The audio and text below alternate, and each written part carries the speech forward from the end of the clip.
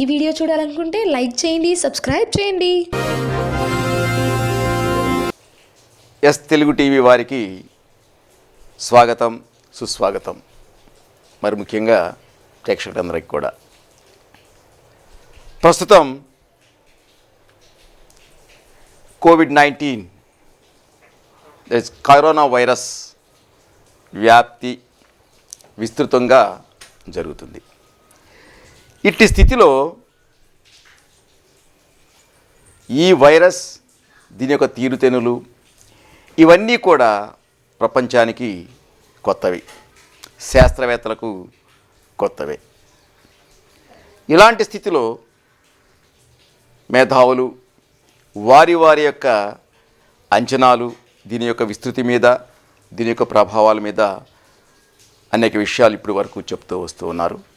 ప్రజలు కూడా వారి తత్వానికి అనుగుణంగా వారి నిర్ణయాలు వాళ్ళు తీసుకుంటున్నారు. అయితే ఇప్పటి వరకు మన దేశంలో మన పాలకులు అనుసరించినటువంటి పద్ధతులు, ప్రజలకు నేర్పినటువంటి నేర్పు, ఇవన్నీ కూడా పరిగణలోకి తీసుకున్నప్పుడు కోవిడ్-19 విస్తరణ, వైరస్ విస్తరణకి అవి ఏ రకంగా మూలధాతువులు కాగలుగుతాయి అంటే, ప్రజలకు ఓ తత్వం ఉంటుంది, రకరకాల తత్వాలు గల వ్యక్తులు ఉంటారు. ఈ తత్వాలు కూడా కోవిడ్-19కి, దాని యొక్క విస్తరణకి దోహదపడతాయా? ఇప్పటివరకు ప్రభుత్వాలు దానికి ఏం చేసినవి? ఇందులో మతాల యొక్క పాత్ర ఎంత? వైరస్ యొక్క లక్షణం ఏంటి? ప్రభుత్వం ఇప్పటివరకు తీసుకున్నటువంటి గత ప్రభుత్వాలు, ప్రస్తుత ప్రభుత్వాలు కానీ, వాటి కామన్గా ఉన్నటువంటి ఒక పద్ధతులు ఎలా వ్యవహరించినవి, దాని నుంచి ప్రజలు ఏమి నేర్చుకున్నారు, ఇప్పుడు ఎలా ప్రవర్తిస్తున్నారు? గత ప్రభుత్వాలు మన స్వతంత్రం వచ్చిన దగ్గర నుంచి కూడా ప్రభుత్వాలు సంబంధించిన తీరుతెన్నులు, ప్రజల యొక్క తత్వాలు, ఏ తత్వాన్ని ప్రబోధించి ఏ తత్వానికి ప్రజలు అలవాటు పడి ఈ రోజున ప్రవర్తించే అవకాశం ఉన్నదనే విషయాన్ని మీ ముందు తెలుసుకున్నాం. చాలా చోట్ల, మన దేశంలో చాలా చోట్ల ఎలా ఉంటుందంటే పరిస్థితి, దున్నపోతు ఈనింది అంటే దూడని కట్టేయమనే విధంగా ఉంటుంది. ఇదో తత్వం. దున్నపోతు ఈనితే దూడని ఎలా కట్టేస్తారు, దున్నపోతు ఏంటం ఏంటి అని ప్రశ్నిస్తే, అదిగో మా మనోభావాలు దెబ్బతింటున్నాయి, మా మనోభావాలను దెబ్బతీయకూడదు, మరి దీన్ని కాపాడటం కోసం రాజ్యము, రాజ్యాంగము, పోలీసులు అందరూ పనిచేయాలి. ఇది కరెక్టేనా? ఈ తత్వము ప్రజలలో ఉంది. దీనిని, ఇలాంటి తత్వాలను ప్రోత్సహించేటువంటి విధానాలకు ఎన్నోసార్లు ఈ ప్రభుత్వాలు సెక్యూరిటీ కల్పించినాయి. అది తప్పు కదా?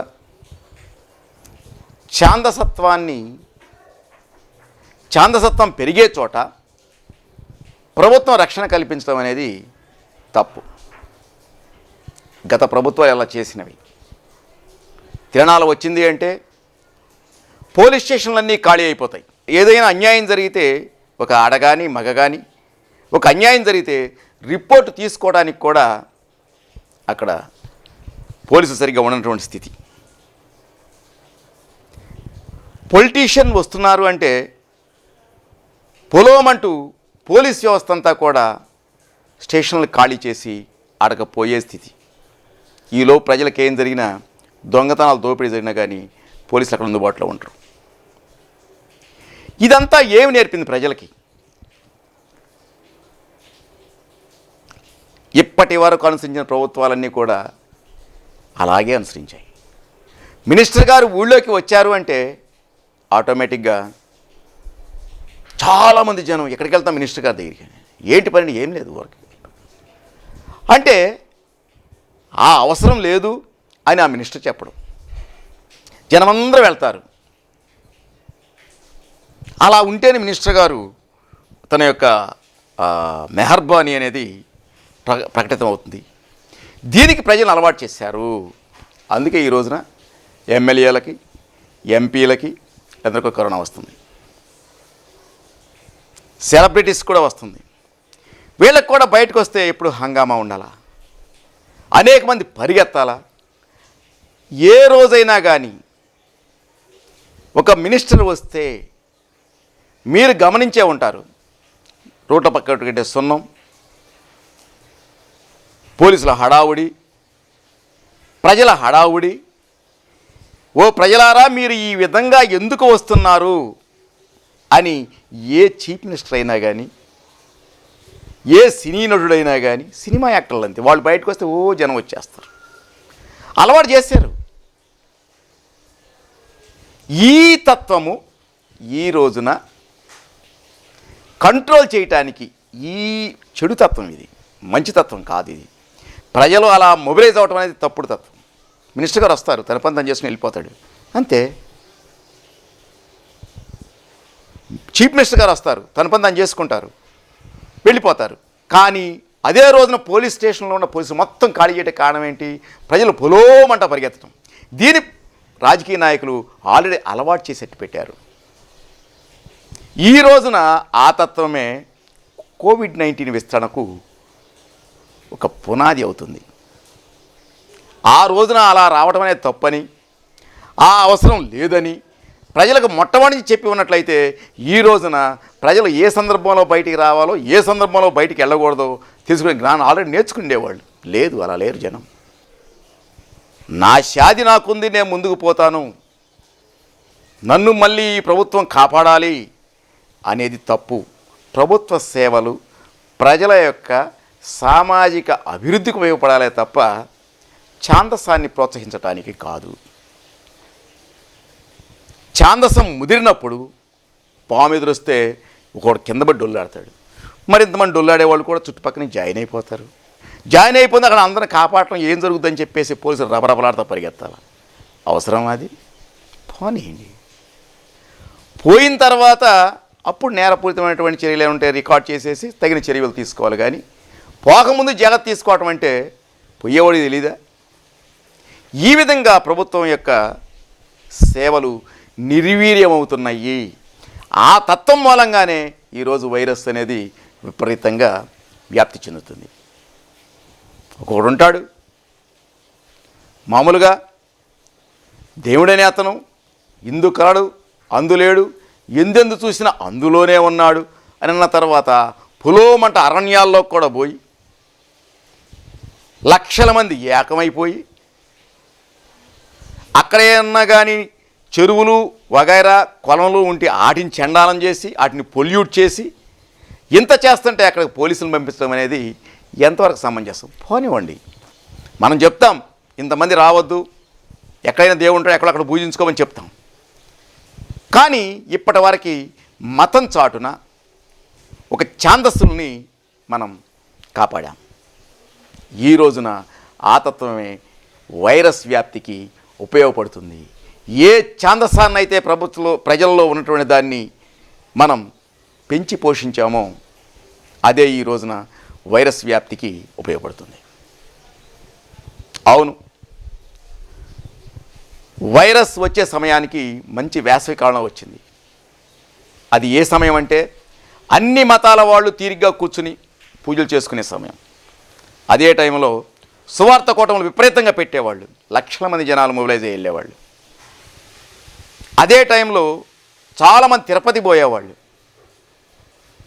కానీ మన అదృష్టం కొద్దీ ప్రభుత్వం లాక్డౌన్ విధించడం వల్ల ఆగిపోయింది. అయితే ఏ దేవుడైతే మమ్మల్ని కాపాడుతాడు అనుకుంటున్నారో, ఎప్పుడైతే ప్రభుత్వం లాక్డౌన్ విధించిందో ఈ పూజారి వర్గం కానీ ఏ పూజారి వర్గం కూడా,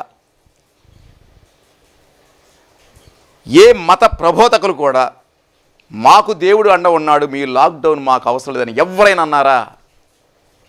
అనలేదు. కానీ మా మనోభావాలు దెబ్బతింటున్నాయని, మా మసీదు ఒకడు పడగొట్టాడని, మా ఆలయాన్ని ఒకడు కూల్చేశాడని జరిగేటువంటి ఓ ఘర్షణలో ఎంతకాలం న్యాయ వ్యవస్థ టైం వేస్ట్ అయింది, ఎంతకాలం ప్రభుత్వాల యొక్క సేవలు వృధా అయిపోయినవి, ఎంతమంది చనిపోయారు, ఏం బోధిస్తుంది ఇప్పటివరకు ఈ ప్రభుత్వం, ఏం చర్యలు తీసుకుంటుంది ఈ ప్రభుత్వం, గత ప్రభుత్వాలు కూడా. కాబట్టి ఛాందసాన్ని తగ్గించి శాస్త్రీయతను ప్రబోధించినటువంటి పరిస్థితుల్లో మాత్రమే ఇలాంటి వైరస్ల నుంచి కాపాడబడతాము తప్ప ప్రభుత్వాలు వాటి యొక్క గుణాలను మార్చుకోవాల్సిన అవసరం ఉన్నది. నేను ఒకే ఒక్క ప్రశ్న అడుగుతాను, సూచనప్రాయంగా ప్రభుత్వాలకు చెప్తున్నాను.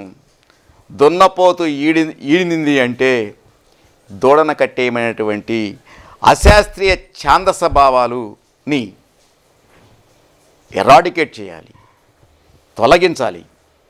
అవసరమైతే బలప్రయోగం చేసైనా తొలగించాలి తప్ప వాటిని ప్రోత్సహించకూడదు. ఇప్పటివరకు ప్రోత్సహించారు. పెళ్ళయింది, ఎంతమంది జనం కావాలి, ఎంత వృధా అవుతుంది ఆ రోజున, ఎన్ని ఆహార పదార్థాలు వేస్ట్ అవుతున్నాయి, ఆ వేస్టేజ్ అంత ఎందుకు అవుతుందనే ప్రశ్న మనలో లేదు. అంతమంది జనం అవసరమా అనే ప్రశ్న లేదు. అందుకే ఈ రోజున కరోనా వైరస్ కంటే మించి పెళ్ళిళ్ళకి 10 మంది రావాలంటే ఛాందసం ఎక్కువగా మోతాదులో ఉంది. ఇలా గతంలో జరిగినప్పుడు మనం అందరం మౌనంగా ఉన్నాము. ప్రజల మనసులో ఇదే పెరిగి పోషింపబడింది. ఈరోజు అలాగే ప్రవర్తిస్తున్నారు. కరోనా విజృంభిస్తుంది. రాజకీయ నాయకులకి కరోనా ఎందుకు వచ్చింది? ఇదే కారణం. ఎప్పుడు వీడికి 10 మంది కావాలి, వాళ్ళకి డబ్బా కొట్టాలి, దీన్ని పెంచి పోషించేసుకున్నారు మీరు. ఈ రోజున జనాలు అదే విధంగా ప్రవర్తిస్తున్నారు. కాబట్టి కరోనా అక్కడ వచ్చేసి విలయతాండం చేస్తుంది. కులము, మతము, వర్గము, ఛాందసము ఇవన్నీ కూడా ఈ రోజున కరోనా విస్తృతికి నాంది పలుకుతున్నాయి. ఈ క్రమంలోనే మహానుభావులు, మేధావులు, ఎంత మేధావులో అంటే ఒక్క పోలీస్ జాబు, ఒక హోంగార్డ్ కావాలంటే 10 కిలోమీటర్లు పరిగెత్తాలి, పరీక్ష రాయాలి, 10వ పాస్ అవ్వాలి, తర్వాత అందులో హై వస్తే వస్తుంది. దానికి కొంత మేధస్సు కావాలి. హోంగార్డ్ స్థాయిలో అది. మరి డాక్టర్కి, కలెక్టర్లకి